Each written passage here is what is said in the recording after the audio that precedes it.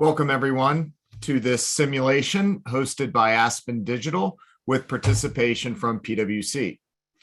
Today, we've brought together a panel of professionals to help role-play the discussions and thought process during a hypothetical ransomware attack from the perspective of small or medium-sized organizations. We hope this will inform your proactive planning about how to approach these scenarios with your teams in light of the current threat landscape.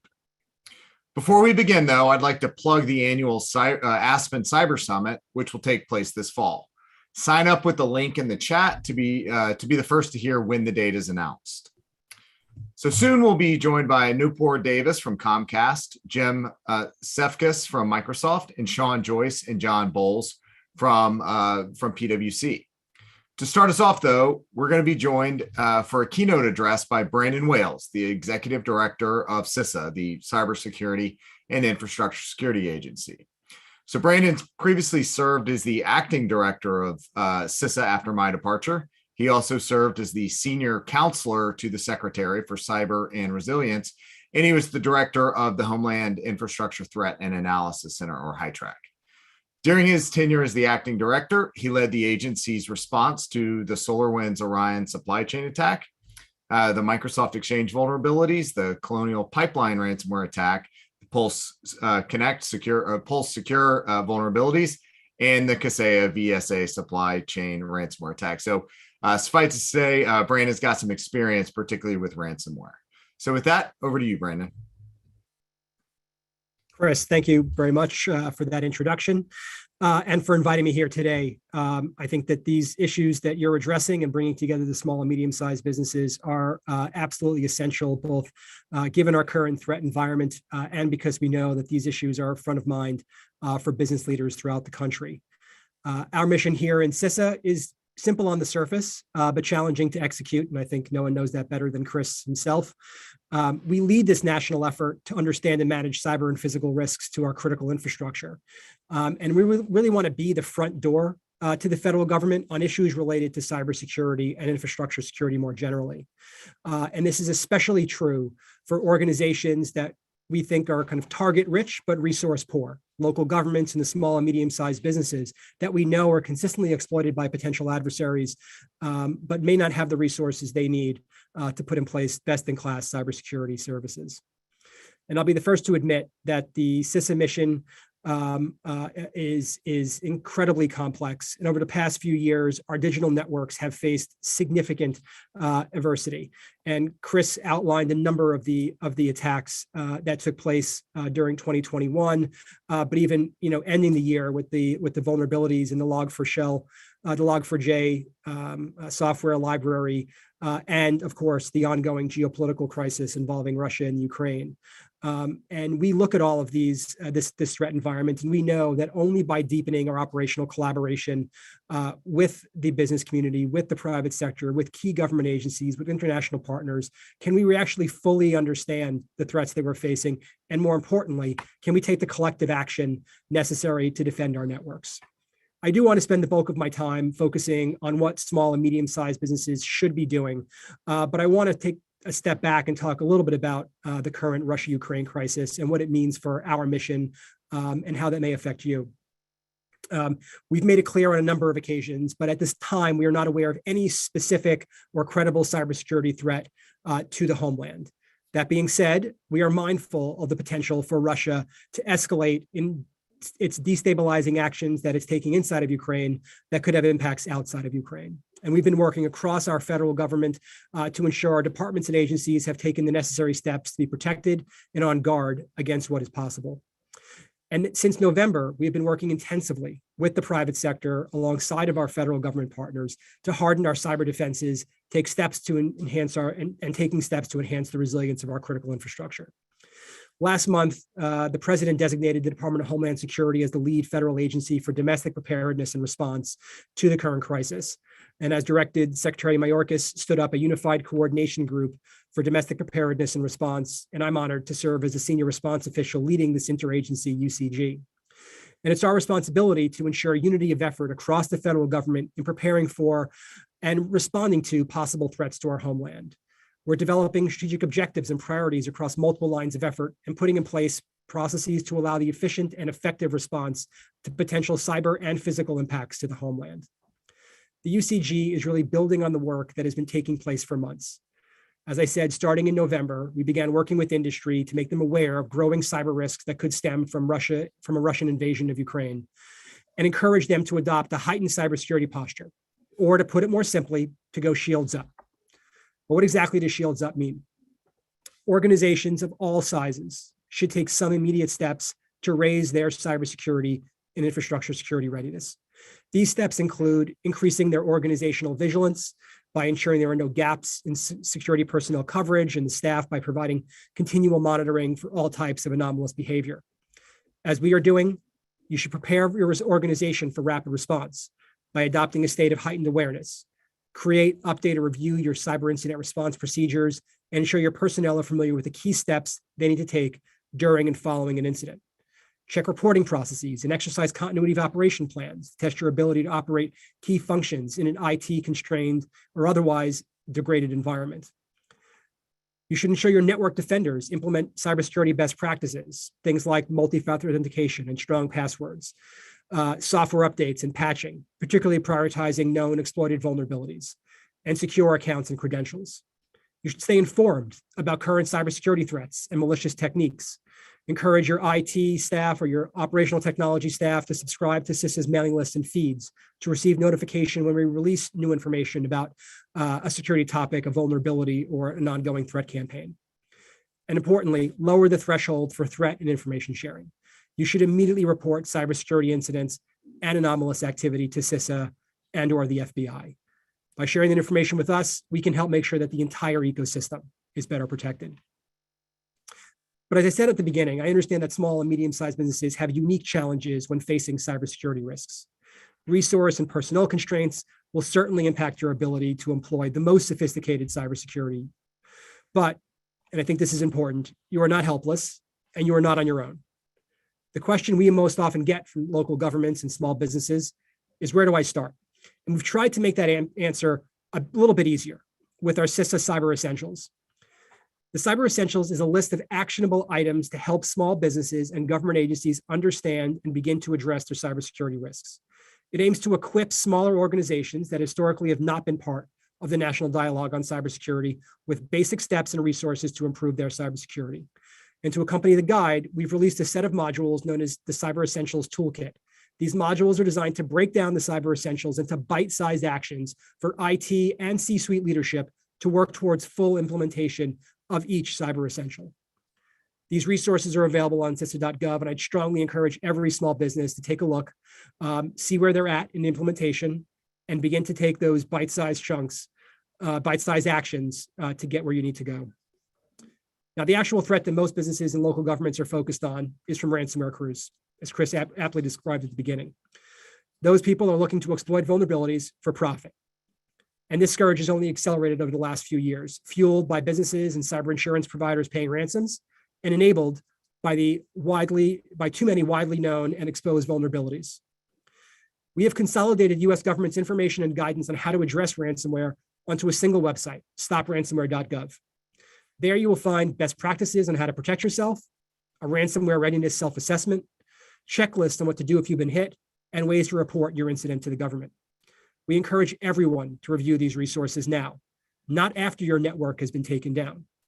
And importantly, at this moment of geopolitical crisis, as a bonus, the work you do to protect yourself against ransomware will help against all types of threat actors, many of which look for the same weaknesses to exploit, those same open exposed vulnerabilities, most of which are widely known and patches are widely available. But as I mentioned earlier, we understand the constraints on small businesses. And that's why we offer a number of voluntary programs and services and products free of charge, from assessments to advisories on new campaigns. But we are not alone in wanting to help. Just last month, we released a free cybersecurity services and tools webpage intended to be a one-stop resource where organizations of all sizes can find free public and private sector resources to reduce their cybersecurity risk. The initial list includes services and tools from CISA, the open source community, public and private sector organizations across the cybersecurity community, including our partners in the Joint Cyber Defense Collaborative. This list is a starting point, and I encourage you to stay tuned because it will be updated regularly. I did want to make one more point on the Joint Cyber Defense Collaborative. The JCDC is how we are scaling our collective defense across the country. Our JCDC partners are made up of the largest cybersecurity, cloud, ISP, and technology companies in the country. They can take action to protect the networks and infrastructure of tens of thousands of their customers at speed and scale. This is how our operational collaboration is protecting you without you even knowing it. Sharing information amongst this group allows them to protect networks and systems across the country. Now, I've been talking a lot about the services we offer from here at headquarters on our website, but I wanted to close by highlighting the importance of that personal connection with CISA through our regional staff. We have got regional staff located across the country and support all 56 states and territories by providing unique services to the critical infrastructure community and position owner-operators to enhance their own security with a wide range of initiatives. If you are a small business, critical infrastructure owner-operator, and haven't worked with our regional staff yet, I encourage you to reach out. Get connected with these critical members of our team. If you need anything from us, you can always reach us at central@cisa.gov. And with that, I want to thank everyone for taking part in this exercise and for what you do every day to make our nation more secure and more resilient. Thank you. Back to you, Chris. Thanks, Executive Director Wales. And just playing on your last comment, thanks everyone at CISA and throughout the federal government for all the work you do every day to keep us safe and secure. So now on to the simulation. And I'd like to provide some context for why we decided to host this event. So over the last several weeks, a number of us within the Aspen Cyber Working Group have had a number of conversations. We're really looking to help wherever we can in our own small part as this terrible tragedy unfolds in Ukraine. So we're all donating to relief groups, supporting non-government organizations, helping refugees. And yes, we can also help organizations that may have limited resources prepare for possible cyber incidents. And as Brandon mentioned, cybersecurity experts, government intelligence analysts, geopolitical experts have all expressed great concern that we could see an increase in both state, so Russian or Belarusian, and non-state cyber attacks. That would include ransomware actors in the coming weeks and months. So as allies of Ukraine put pressure on the Russian government via sanctions and continued lethal aid support to the Ukrainian government, and the economic and political environment in Russia degrades, unconventional capabilities, asymmetric capabilities like cyber become more and more available to the Russian government and some of their actors. So to do what we can here at Aspen Digital, we wanted to provide direct operational support to industry. We wanted to harness the expansive expertise that we have in the Aspen Cyber Working Group. And that brings us to today's exercise. So simulations and tabletop exercises are really helpful tools to help understand how prepared you are and what improvements you might need to make in advance of an incident. Does your team really know what to do, who to call? Do you have the right resources available to you? And do you need to do some work? So ideally, you'll pick up a few tips today on how to improve your cybersecurity posture, and you'll have a better sense of what CISA, the FBI, and others in the federal government can do to help. But remember, this isn't a sprint, it's a marathon. And as Brandon mentioned, these tips can help you, can help secure you against a range of attackers. And by implementing a few cybersecurity best practices, you can make yourself a harder target. So with that, I'm now going to introduce our panel. And recognizing that depending on the size and structure of your organization, you may have a different type of personnel, varying types of personnel involved in your security organization. So I'd like to start with Newport Davis. She's the Executive Vice President and Chief Information Security and Product Privacy Officer at the Comcast Corporation and Comcast Cable. She'll be speaking from the perspective of the Chief Information Security Officer, or depending on the size and structure of your organization, the CTO, the CIO, or head of IT. She's very adaptable and flexible, can wear a number of hats. We also have Jim Sefkas, and he's a senior corporate counsel for cybersecurity at Microsoft, and will be giving us the legal perspective. We also have Sean Joyce, and he's the lead of global and US cyber risk and regulatory at PwC and the former deputy director of the FBI. And we have John Bowles, who's a principal of cyber and risk and regulatory at PwC. And John will be facilitating the exercise. So that, I'm now going to kick it over to Sean. Thanks, Chris. Hey, I think the most important thing I heard from Executive Director Wales is everyone listening today is that you're not in it alone. And we realize with small and medium-sized businesses, there is that resource constraint. So what I would ask everyone is take advantage of those government resources. You heard from Brandon at CISA, also the FBI, members within your business ecosystem. A lot of those are willing organizations that will help you. But I think, most importantly from today, it is about collectively, how do we prepare and respond to a business disruption? Whether it's ransomware, a malware attack, a weather event, and collectively, we all need to become more resilient.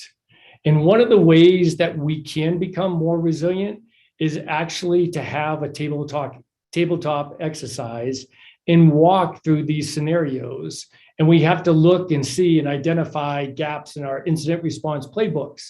We have to bring to light issues and decision points that maybe we didn't consider before. So before we get started, we want to run a little trailer here about what can happen. So Matt, roll it. As simply as you can, Mr. Church, how did this catastrophic incident happen? Miguel, what's up? Do we think this is for real? Yeah.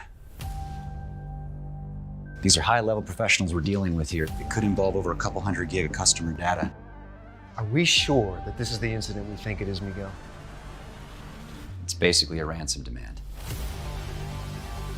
The threat actors have identified themselves as a group called Gray Moth. They've set a deadline, and if we don't pay, we never see that data again. You could become a target for every threat actor out there. Have you ever dealt with a crisis of this magnitude previously? What's the news? It's not good. There's no way we're not getting sued here, Adam. You cannot let this continue for 11 weeks. We gotta shut down, Adam. It's not too late to pay. We have to role play your appearance before Congress. Shouldn't you have been more ready for something like this? We're the victims of a crime, that's it. I'm interested in who you were listening to on that day. How bad is this going to be, Adam? You may have been out of your depth. Adam, we have to face facts. We don't even know what this is. I need a bottom line. We have to have a figure. To pay or not to pay? What's the move? Do you have everything you need? If you give me the okay, we can begin.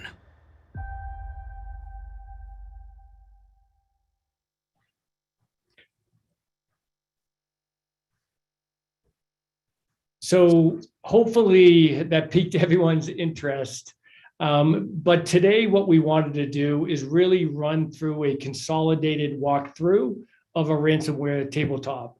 And I can't stress enough, we do understand that everyone does not have the resources. And we stress that please leverage what Brandon mentioned at the beginning, even Aspen Digital and partners within your ecosystem. So with that, I'm going to turn it over to the team. John? Great. Thanks, Sean. And hi, everyone. Thanks for joining us as we walk through our scenario that we've put together, which is modeled against a number of ransomware attacks and incidents that we've dealt with in the past, hoping that you guys learn from that as we go. Again, I would like to point out here that this is a fictional scenario. It is one that, while it's based in real life, it doesn't reflect any actual living, known, dead, alive, or otherwise available companies or individuals. And as Chris pointed out, as we go through this, we're going to have folks playing a number of roles. We understand that every company organization is slightly different. And typically what we would have, because this is, again, responding to an incident is a bit of a team sport, our best case scenario we would have is obviously you have your CIO or your CEO, who is in this case is going to be played by Sean Joyce. You have your CISO, or who's ever in charge of your incident response and your cybersecurity and information security. In this case, it's played by Nupur. Certainly your legal, possibly your privacy, played by Jim today. And we would also typically see, for example, communications folks, if you have access to them, as well as privacy. potentially outside counsel, HR, and even in fact, we recommend having physical security in the room just because there may be other incidents that they would be involved in. And more importantly, we would also recommend you include your business units, because again, that's the business of business is business, and we want to make sure that they have a say in what's going on in response to the room. So with that, we're going to just dive right in and go with what we call the pre-brief, and this is a bit of what we know thus far. So it's this morning about 11:50. Acme Corporation, which is a leading manufacturer of widgets, is operating a just-in-time manufacturing process. Over the past 3 hours, the IT help desk has received a large number of tickets from employees and contractors. Employees are complaining of a strange message that's appearing on their screen that cannot be removed, resulting in their workstation being unusable. Employees are unable to access their files, their email, or business applications. The help desk has escalated the tickets to the information security team, who has begun investigating the matter. Given the severity of the issue and the number of employees who are affected, the CISO at this point is now meeting with the core and the extended incident response team and the support vendors in order to discuss the situation. And as we go to the next screen, this is an example of what the ransomware note would look like. This is the demand note. This will appear on all of the screens of the affected workstations. It oftentimes cannot be removed, and I'll draw your attention to the fact that this note says, hey, you've been hacked by ransomware. Your files are encrypted and you cannot access them until we receive a payment of 48 Bitcoin. Today's spot price, that's about, I think the last time I checked, it's close to $40 million. And there's 72 hours to make the payment. And then we have they always put nice and helpful little tips there on the antivirus and guarantees and so forth. But now, so let's move on to the next. Excellent. So here we are. This is what we call our first move. It's been a few minutes since we first discovered these on the screen. So the ransomware continues to be identified on employee laptops and servers. The manufacturing of our widgets has been affected as the ERP system is unavailable. As a result, all products have come to a halt and no products are leaving the factory.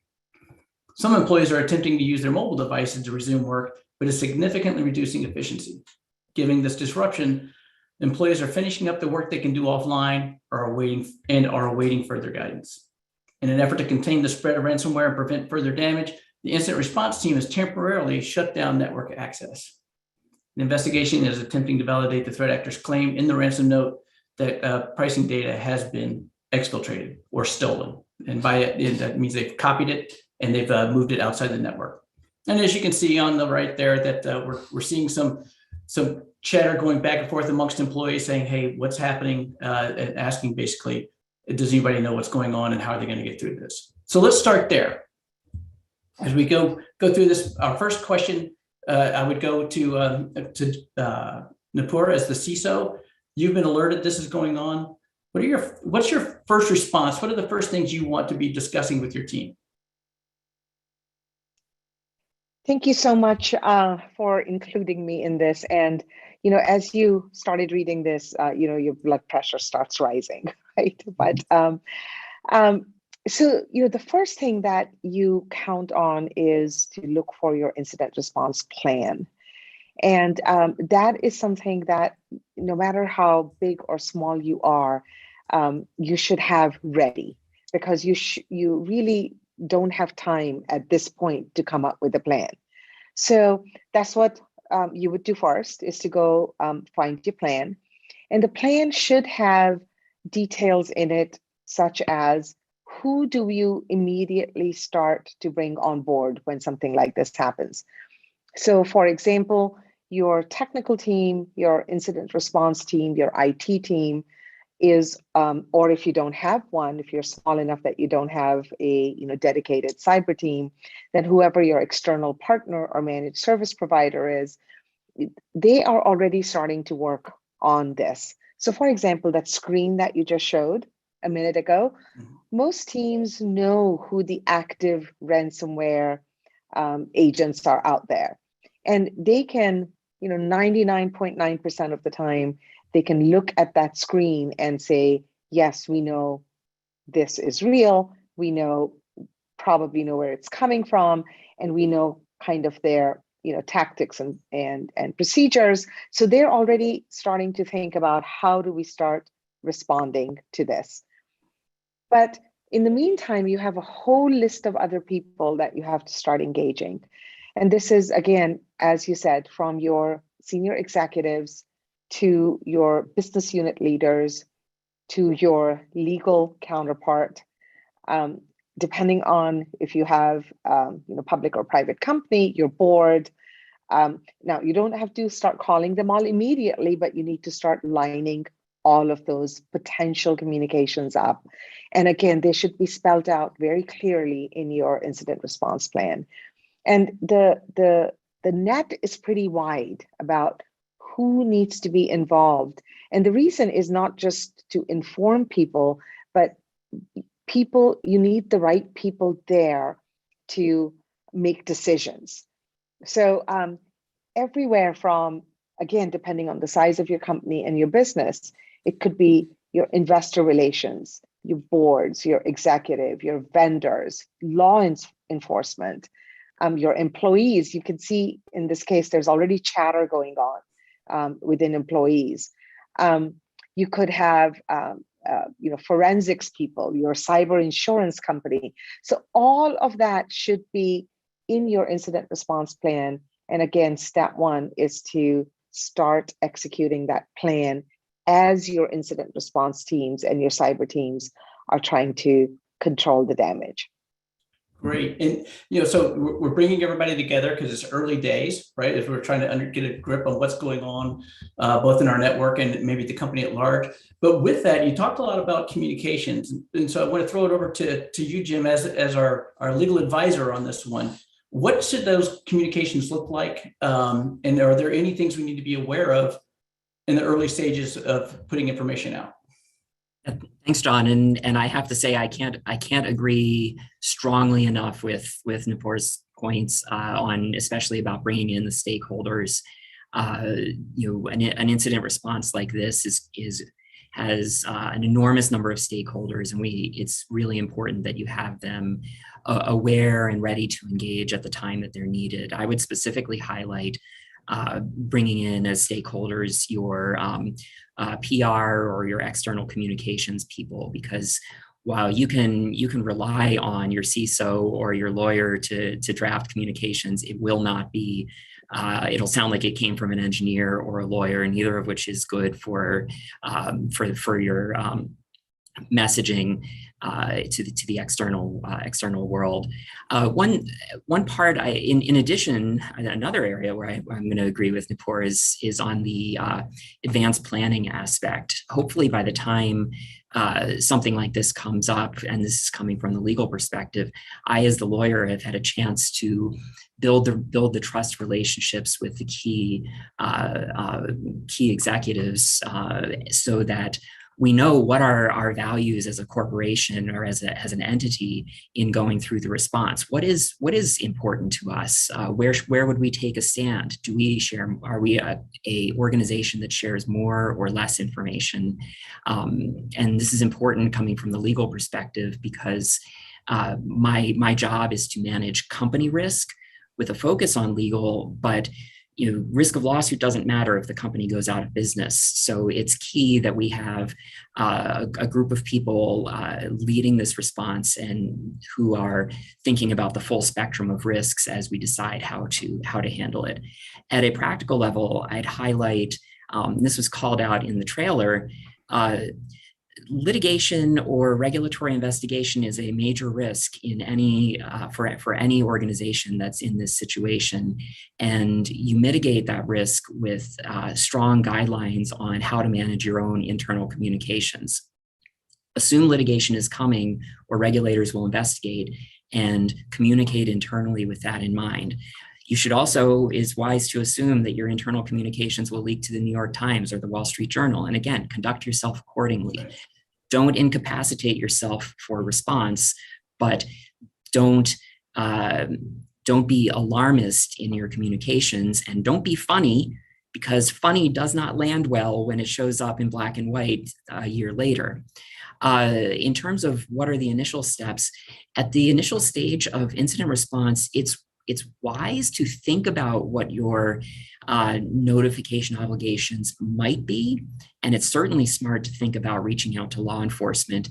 But in general, in the early stages, you don't have enough information to know whether you have a notification responsibility at that stage. You're usually still understanding the scope of what data was impacted, what part of your operations are. So in the initial stages, from the legal perspective, you want to think about what might we need to do and what information are we missing so that we can decide in the fullness of time what we need to do. Great, thanks. And if I could just kind of backtrack a little bit, those are all exceptional points, but just going a little bit into the tactics, we talked about bringing everyone together, and we talked about going through the plan. I would recommend at this point that everybody have that plan in the old-fashioned printed out form, because remember, you're encrypted. You may not have access to it at this point. Same for those telephone numbers and so forth, and email, how to get in touch with everyone else. So Sean, as a CEO, this is going on around your business. It's still early days. What are your concerns? What do you want to know from your team? I want to know when I can start making my widgets again.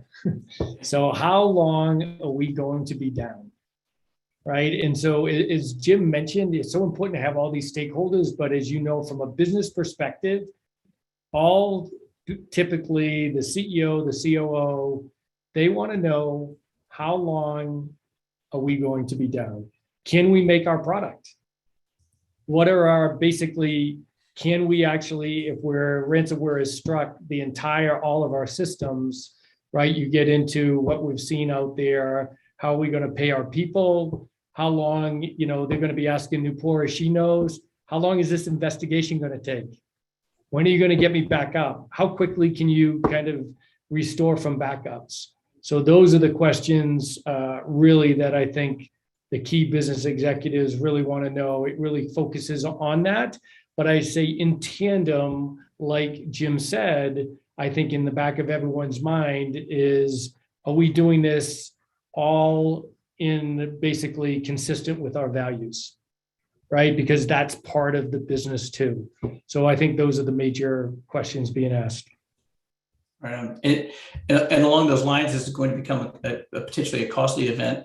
I'm sure, Jim, at some point you would be asking, hey, do we have cyber insurance? And have we contacted those folks to make sure we're covered? And then if you could touch on briefly, should we be doing this under privilege? I'm glad you asked. That was literally next on my list in my notes. Both of those points. First, the cybersecurity insurance one is not to be missed. You certainly wouldn't, if you have coverage, you don't want to miss out by failing to notify in a timely fashion. On the question of privilege, I tend towards the pragmatic. On the one hand, you are absolutely at risk in an incident like this that someone's going to come along and second guess your decision making, in 1 month, 3 months, 6 months, or a year. And so privilege, the importance of maintaining privilege should be a consideration. But with that said, putting yourself in a position to actually take advantage of privilege and protect your actions during incident response, very difficult. It requires you to engage an outside law firm, and it requires that outside law firm to be the entity that hires and directs the activities of your incident response team. And that's, on the one hand, expensive and very challenging for companies of the size that we're talking about here. And number two, it can be really incapacitating in terms of the mechanics of actually getting yourself out of this hole. So it is very much worth considering.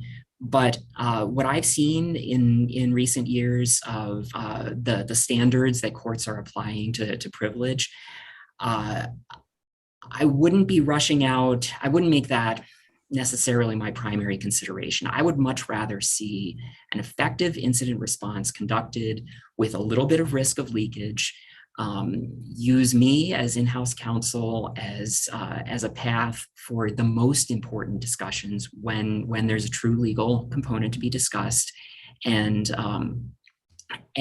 keep in mind those guidelines of smart communications in internal communications in general. Avoid creating a really challenging paper trail. So you can, but be pragmatic here. Excellent. Yeah, and I'll just jump in real quick. Part of your incident response plan actually should be some kind of like generic communication templates that's already been agreed with, your corporate communications team, so that again, you're not doing all of this, in the fog of war. You've been ready for it. Excellent. That's exactly right. And just as Sean predicted, this is a business-driven event, right? And so, and we're all connected out there in the world. So sure enough, we've gotten a phone call now from Mohammed at We Buy Widgets Incorporated, who wants to know where our widgets are. Says your team has just told our team, but they don't have access to emails and they don't know when our widgets are going to ship.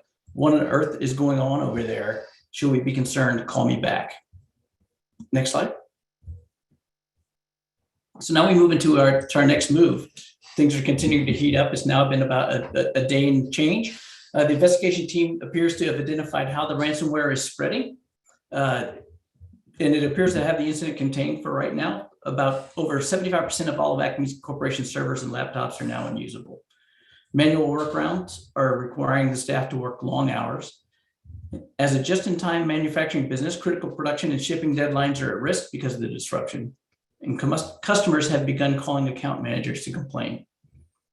And a local News 5 reporter has contacted corporate comms, asking for a comment on rumors that Acme Corporation is suffering a ransomware attack. And the deadline for that comment is 9 o'clock tonight.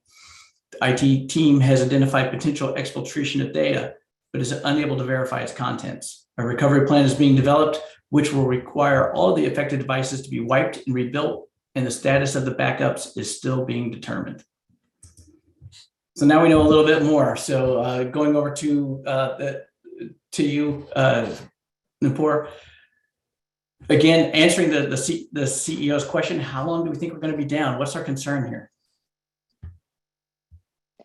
I think the biggest concern is that we do this systematically, because sometimes if you rush it, you will be right where you started and you would have lost really valuable time. So, and again, here, the relationship that you've built before the incident happens is really important. So your CEO has to trust you when you tell them that, look, we don't yet know. We are going to know soon as we can determine two things, our backups, what is the status of our backups, and what is the extent of the number of devices that need to be rebuilt. And as soon as you know that, you can start coming up with a timeline of when the recovery might start. But what you don't want to do is, just give something that you're not reasonably confident about. The other thing that you have to also start preparing the organization for is that, this is not over yet. It's 29 hours, the team is tired, but the work has to continue until we get to the other side of this. So those would be my two big things. Is we still don't have all the information. We are probably getting close to the place where we will have the information and we'll be able to tell you, but also start preparing them for the fact that, we're going to get to the other side and then there's going to be even more work. Great. So like you said, hey, we're still gathering information, don't really know what it is, what we've got just yet. So Jim is our GC, who's also got the communications hat on. We've got the local news calling and asking. We got people ringing in what's going on. What's our messaging and what's our messaging strategy? Before I make a recommendation, this is where I get the benefit of having that pre-conversation about what our corporate values are. because the answer to use big companies as an example, the answer for that question is different if you're Microsoft than if you're Apple, because they start with somewhat different corporate values. So as a company, are we inclined to be secretive? Are we inclined to be more open? And that's where I rely on that connection with Nupur, with Sean, to understand what do they expect out of themselves as an organization. I would say, though, we shouldn't fool ourselves that these are these are multiple independent communications channels, the communicating to employees versus communicating to customers versus communicating to the public by way of the media. I think in this day with social media and just easy access between our employees and the rest of the world, we have to make sure that we are telling a common story to all of those potential listeners, and so we may give a bit more detail to our employees with timelines on when we can expect them to be working. But I think we should be assuming by this point that the world knows, and now we have to decide: are we trying to keep it locked down, which seems unlikely to succeed in most cases, or are we going to go out with at least an acknowledgement and statement of our expectations of time to normal? Actually, I would say expectations of time to normal would actually be a mistake. I would say more that our commitment to working back to normal, and in all of those, because the messaging needs to be the same across all. You should have those key communication stakeholders, including your lawyer, reviewing all of those things, so that we avoid overcommitting, so that we make sure that we're telling the truth as we know it in the moment. I think are of the utmost importance. Right. And that gets back to your earlier statement about, even if it's internal, understand that it's going to become public at some point. Right. So yeah, excellent point. And one of our participants out in the crowd has asked, and I think this falls into our comms a little bit, is, and maybe to Nupur or even to you, Sean, is if our email's down, how are we able to communicate with our stakeholders? What's a good plan, whether it be with the stakeholders, whether it be with our external stakeholders, or even internally with our incident response team? Any thoughts? Yeah, I mean, one of the things in your incident response plan should be a section on that.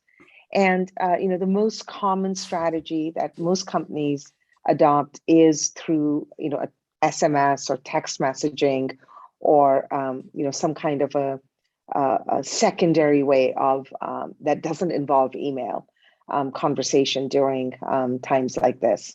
But it should definitely be something you've thought about before the incident happens. These days, most employees have phones.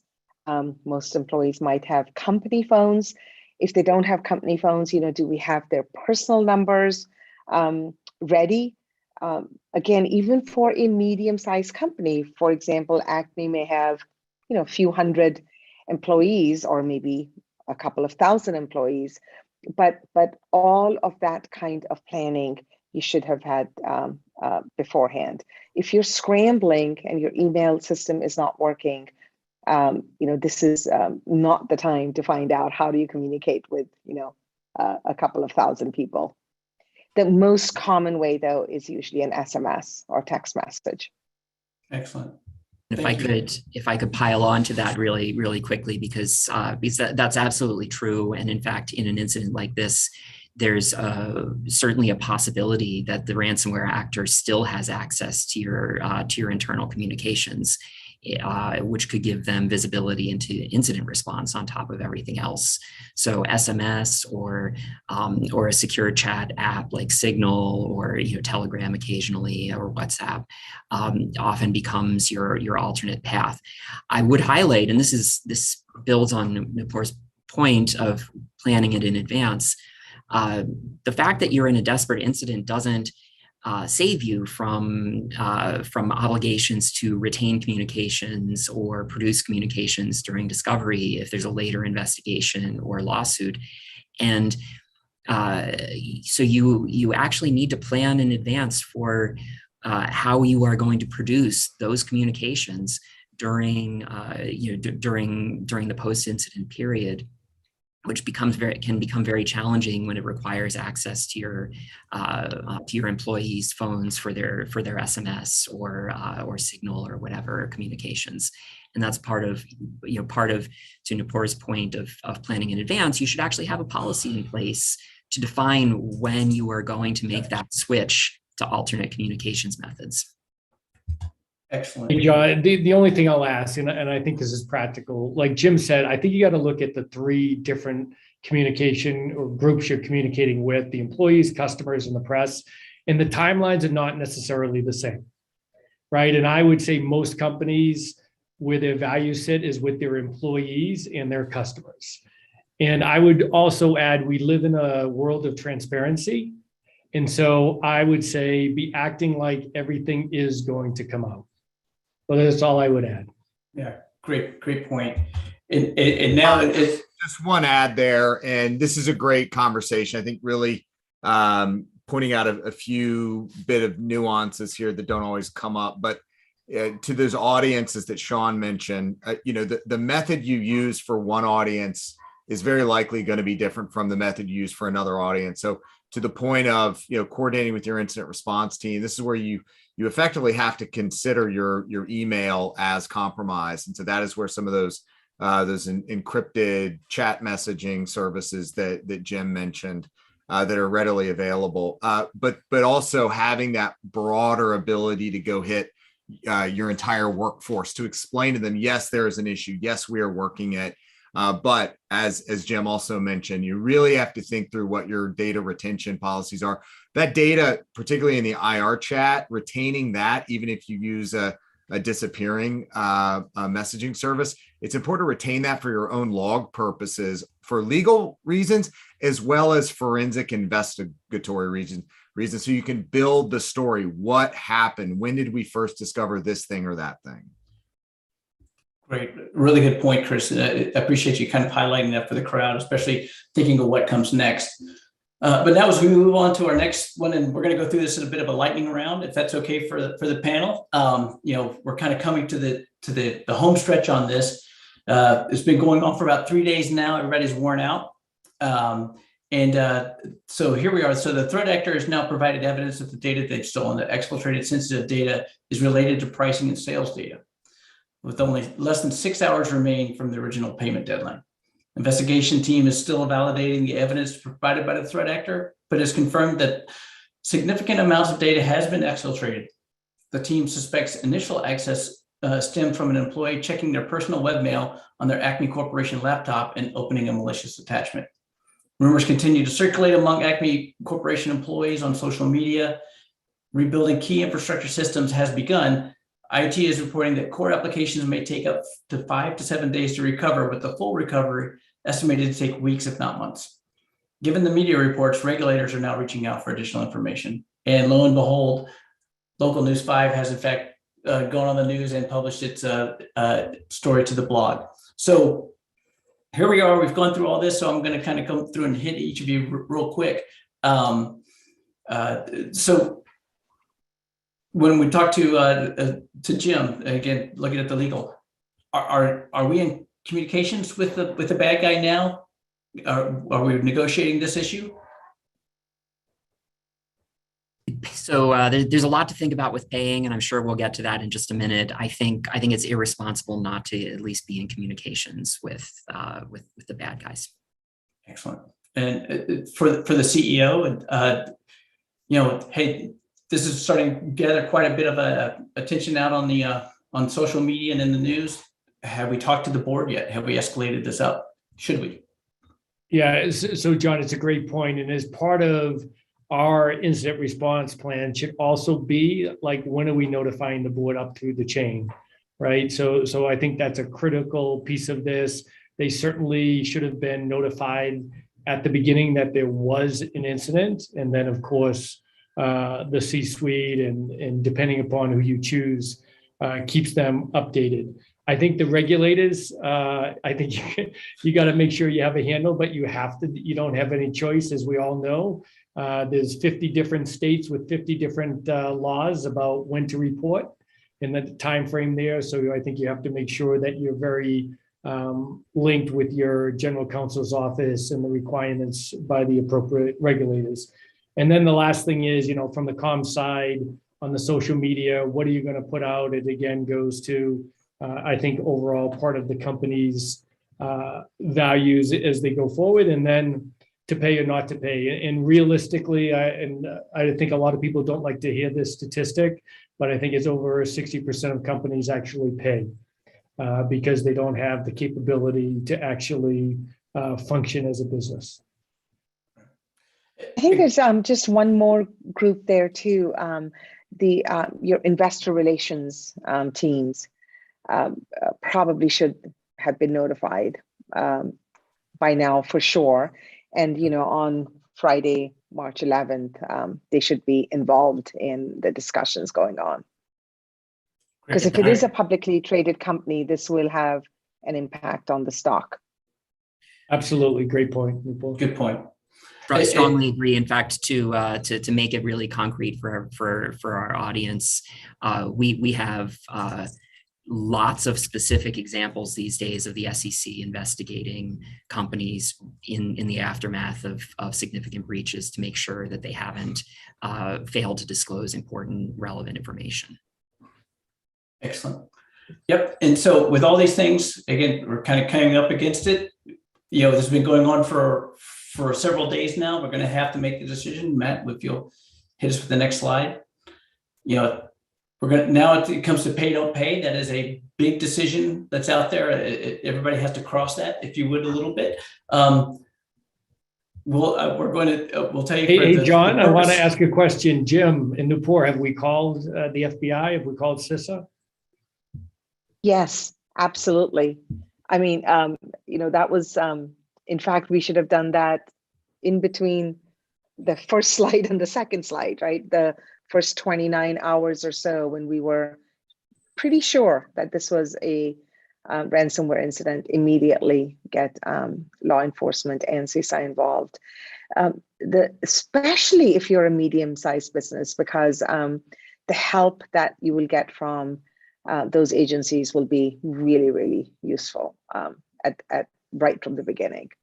So absolutely, yes.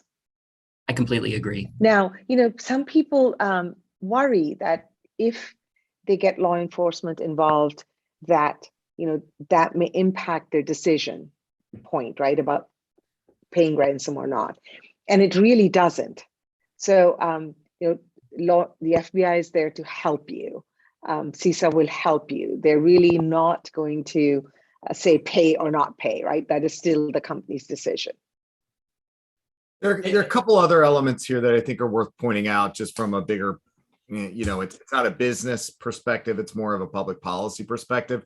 Part of the reason that this is ransomware in particular has kind of gotten as out of hand as it is because as a single cybersecurity community, we don't have a full understanding of really, frankly, how big the problem is. So by reporting whether you make the payment or not, by providing information to the government, it helps them get a better sense of what's going on so they can make the appropriate policy interventions, which includes the FBI going harder after the actors wherever they are. It includes Cyber Command using some of their capabilities to go after. So, whether we like it or not right now, we are in this broader cybersecurity ecosystem, and you do have a role that you can play. So I am always a big advocate of providing some sort of notification to the government. They may also be able to connect you with services that can help decrypt. There are a number of decryptor keys out there and that have been packaged up into various services that they may be able to point you to based on who the actor is. That's an excellent point. Yep, great point. And I was going to bring it up as well. And bearing in mind that the FBI Secret Service, they have their investigative not necessarily a forensic response. So there are times when they can help. One of the questions that has popped up in the chat that I'll throw over, and maybe Chris, you can help with this, is how can small businesses be aware of who to engage and when, and what procedure, and how do they know to put what procedures need to be put in place? I can start with that. Sure. Again, this is something you have to prepare beforehand. So I would start with local. Start with your local FBI agent and know them, and have that relationship, have the contact information. CISA, we already heard earlier today from Executive Director Wales about how to contact CISA, but all of those details should be in your incident response plan, so you know exactly whom to reach out to and when. And by the way, there's you see this here in the on the side, right? Double extortion, and these are also discussions that you should have with your stakeholders, again, before the incident actually happens. Because sometimes people think, hey, if I just pay the ransom, everything's going to be fine. And that is not necessarily the case. In fact, there's a good chance that that is not the case. So you really have to prepare your organization that paying the ransom doesn't just mean that you've magically solved the problem. So the first call you make is to Jim, is to the legal counsel, whether it's your in-house counsel. If you don't have in-house counsel, then you reach out to your outside counsel. Don't do anything else until you have legal counsel engaged, and then they can start working through some of those follow-on processes of bringing in outside consultant and help navigate the maze of reporting and discussions with the federal government. Excellent. And as we're coming out of the wire, I'd just like to kind of go back to the panel and you as well, Chris. Any last things we want to leave with the crowd? Things to think about and key takeaways. Start with you, Jim. The one thing that we didn't do a deep dive on is what are your contractual obligations around notifying customers. I actually, as important that is important. It's important to customers and vendors on both sides. But with that said, all of this is going to be informed by your values. I hope that the big takeaway from our listeners is going to be about the importance of understanding your values ahead of time so that you can make the right decision informed by those values rather than sort of a panicked flailing that is the kind of thing that does lead to bad decision making. Great point. Poor? I think my biggest takeaway and advice is be prepared. You don't want to be doing this the first time in a crisis. So have an incident response plan, have those details, how am I communicating? Who am I informing? What is my procedure to decide whether to pay or not? Just have that plan, have a hard copy of that plan ready, and do tabletop exercises with your stakeholders, so that if and when the real thing happens, they're all ready to do this. So that's my biggest thing, is to be prepared. Excellent. And I would point out, with everything that's going on in Ukraine and Eastern Europe, some people may feel it's too late, but it's not. Start now, is what I'm hearing you say, Nupur. Sean, totally. Yeah. Oh, sorry, Sean. Any last? No, I was just agreeing. No, I'm with Nupur, right? Prepare and respond and build resiliency. And part of what Executive Director Wales mentioned at the beginning is about these cyber essentials. This is just one piece of those cyber essentials. So all of those, small to medium-sized businesses, you are a key part of our economic ecosystem in the United States. And it's important that you can reach out and leverage some of the free resources that are available to you. And thanks, Sean. And Chris, any last piece? I think we're at time here, and I think everyone has done a great job. We're trying to keep everybody honest to their schedule. So I want to thank the PwC team for your participation today. Nupur, Jim, really outstanding perspectives and experience. And again, I think the takeaway here is that you can prepare, you can make yourself a harder target, you can make yourself a more resilient organization. Feel free to follow up with Aspen Digital if you have any specific questions or any of the participants you'd like to have a follow-up chat with. And with that, I, again, want to thank all the participants. I want to thank the folks that sat through the last hour. So I hope you picked up something from this exercise and this simulation, and good luck.